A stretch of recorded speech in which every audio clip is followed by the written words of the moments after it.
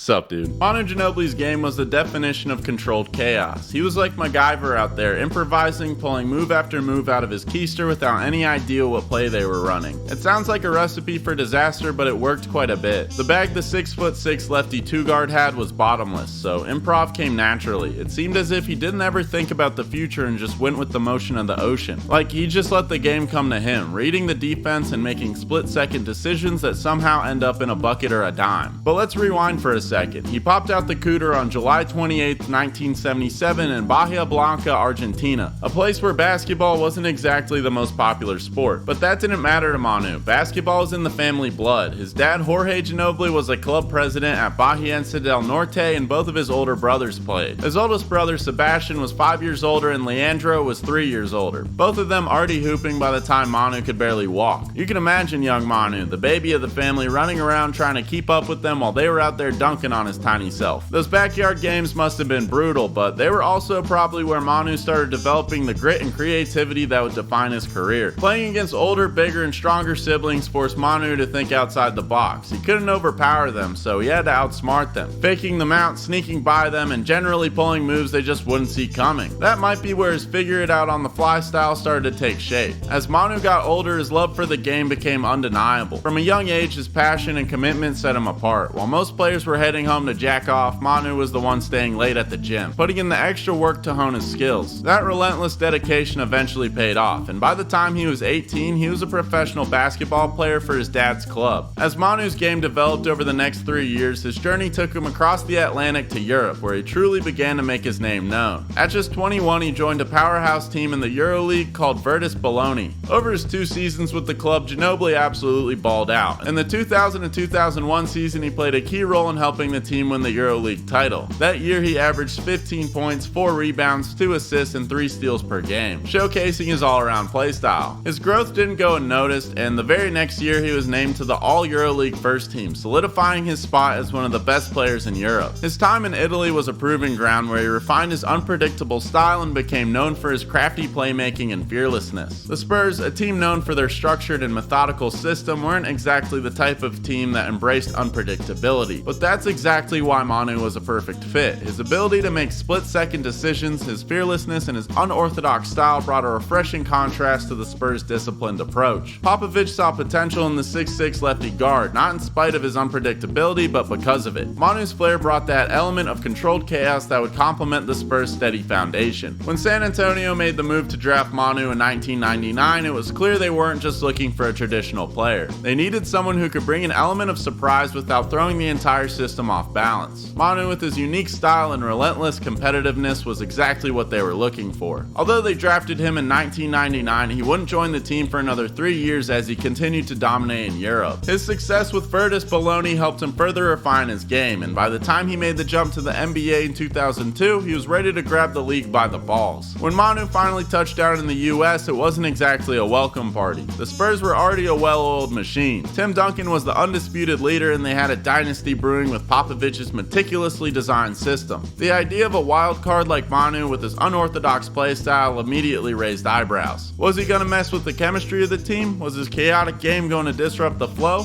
Well, hell yeah it did, but not in the way anyone expected. Manu's flair and improvisation didn't undermine the Spurs' foundation, it actually gave it more depth. Coach Pop saw that Manu was more than just a player with flashy moves. He was a guy with an incredible basketball IQ, a dude who could change the pace of the game and make plays that no one saw coming. It was chaos, but it was controlled, and damn, it was beautiful. You know what else is beautiful? Venice AI, today's video sponsor. Just like Manu Ginobili's unpredictable style on the court, Venice AI brings a level of freedom and creativity that you just don't get with other AI platforms. Venice AI is a generative AI platform that's as smooth as Manu's Eurostep, but without all the crazy restrictions. Here's the deal, it's probably safe to assume that anything you say on the popular AI chatbots is probably going to be sold to someone. The literal former director of the NSA sits on the board of ChatGPT right now. Venice AI does things completely different. Your data stays private, no one's selling your info to third parties, and your conversations aren't stored. They use open source AI models, and all your conversations are encrypted in your browser. unfiltered. No one's watching, no one's listening, just pure uncensored AI. Whether you're looking to generate text, code, or images, Venice AI lets you do it all directly from your browser. No downloads, no installations, just instant access. You can even upload PDFs for summaries or insights, and just turn off safe mode for unhindered image generation. If you use AI on the regular, ask yourself, do you want your conversations being read and sold by big corporations and ex-intelligence officers? If you want to take your AI game to the next level just like Manu did with his playmaking, sign up using my link VeniceAI/MBAGoober. You'll get 20% off a pro plan unlocking limitless text and image generation. Don't miss out, Venice AI is the future, and big thank you to them for sponsoring this video. Anywho, his rookie year wasn't all sunshine and rainbows though. He had to adjust to the speed and intensity of the NBA. There were growing pains. Sometimes his crazy Euro step would get him tangled up, or he'd throw a pass that ended up in the 5th row. But every time he made a mistake, he learned from it. By mid-season, he was fully integrated into the Spurs rotation. He was giving them exactly what they needed, someone who could create their own shot when Tim Duncan and Tony Parker were tied up or struggling. In the playoffs that year, Manu made an impact that proved he wasn't just a European flavor of the month. After dispatching Phoenix in the first round, the Spurs kept rolling, with Manu playing a pivotal role in their run to the NBA Finals. As the team advanced through the playoffs, Manu's unorthodox game became a key element of their success. In Game 6 of the 2003 NBA Finals against the New Jersey Nets, Manu continued to shine, contributing with crucial plays and providing energy for the team. The Nets were threatening to force a Game 7, but Manu's timely steal of Richard Jefferson in the 4th quarter sparked a surge. He took the ball coast to coast for a dunk, which helped fuel the Spurs' dominant 31-14 4th quarter performance. They went on to win 88-77, clinching their 2nd NBA championship in the process. While Tim Duncan's dominance in the Spurs defense led the way, Manu's creativity and fearlessness provided the team with an added dimension. After winning a ring in his rookie year, the success kept coming for Manu. By 2005, he was fully ingrained in the Spurs system, playing a pivotal role in their championship run. His relentless energy, crafty playmaking, and ability to hit big shots in clutch moments made him invaluable to San Antonio's success. The Spurs defeated the Pistons in a grueling 7-game series, and while Tim Duncan was the finals MVP, Manu's contributions were undeniable, averaging 18.7 points, 5.9 rebounds, and 4 assists. His timely steals, crucial threes, and ability to make plays in the most intense moments kept the Spurs competitive, and Manu was recognized as one of the key pieces to their title. In 2007, the Spurs marched to yet another championship, this time sweeping the Cleveland Cavaliers in the finals. His role grew even more significant, as his ability to create offense when the team needed it most became even more evident. He was no longer just the wild card, he was one of the team's leaders. His combination of basketball IQ, toughness, and craftiness allowed him to seamlessly fit alongside Duncan and Parker, forming one of the most formidable trios in NBA history. But despite the Spurs' dominance, injuries began to take their toll on Manu as his career progressed. By the 2010s, he was no longer the same explosive athlete he once was, but his skill set continued to age like fine wine. Even as his athleticism declined, Manu remained an incredibly effective player. He had learned to adapt his game, finding new ways to impact beyond just scoring. When 2014 rolled around, Manu was still playing at an elite level. In the NBA Finals against the Miami Heat, he showed the world that his magic wasn't gone. The Spurs dominated the Heat in 5 games, securing their 5th NBA title in franchise history. Though Kawhi Leonard won Finals MVP, Manu's playmaking, ability to nab steals, and leadership kept the Spurs humming on both ends of the floor. His contribution was essential, proving once again that he was one of the game's all-time greats. After nearly 2 decades of elite basketball, Ginobili finally called it a career in 2018. He left the game as one of the most beloved and unique players to ever grace the NBA. His legacy isn't just defined by his 4 championships, it's the way he played the game. A fearless competitor, a master of the Euro step, and a guy who defied convention at every turn. Manu was the personification of controlled chaos. His creativity, heart, and ability to make the impossible seem routine will forever be etched into NBA history. Big, huge, massive shout out to the Goobers, Nolan Fincher, Sheesh, Bray Thompson, Quinn Murphy,